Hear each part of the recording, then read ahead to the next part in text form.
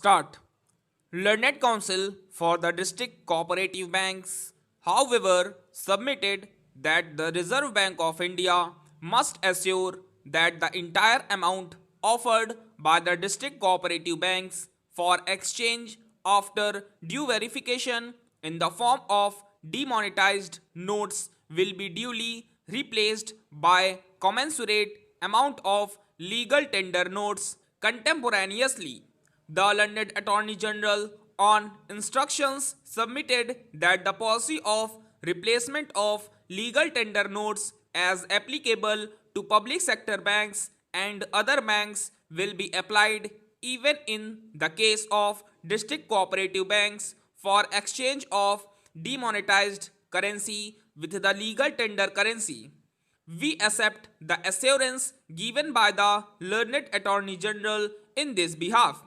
The other broad point was about extending the time limit for exemption for use of demonetized currency notes of rupees 500 and rupees 1000 at specified counters as per the relevant notifications issued in that behalf by the Reserve Bank of India.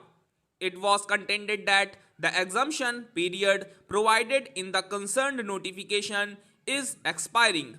Hence, it will not be possible to deposit the demonetized notes at specified counters thereafter, even in case of emergency situation like hospitalization, travel by railway or air, etc.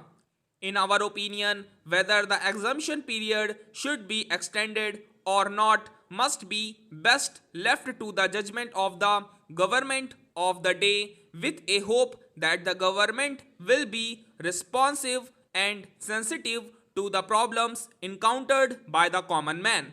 Accordingly, we decline to issue any interim direction to the government in the matter of extending the period of exemption and leave it open to the government to take appropriate decision in that behalf as may be advised.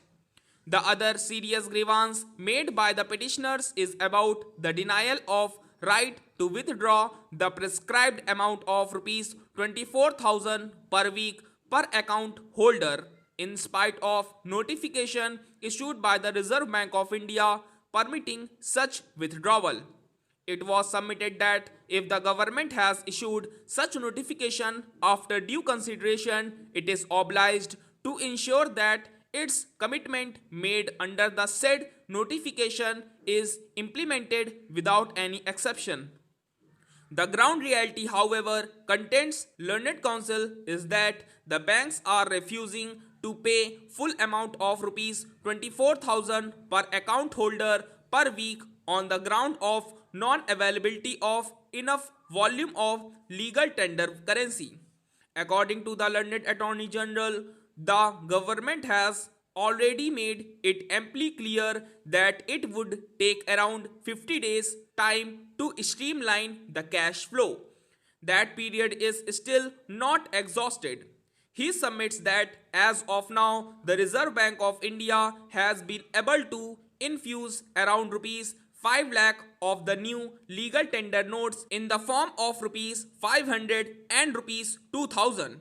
That is almost over 40% of the amount of demonetized notes already deposited with the banks.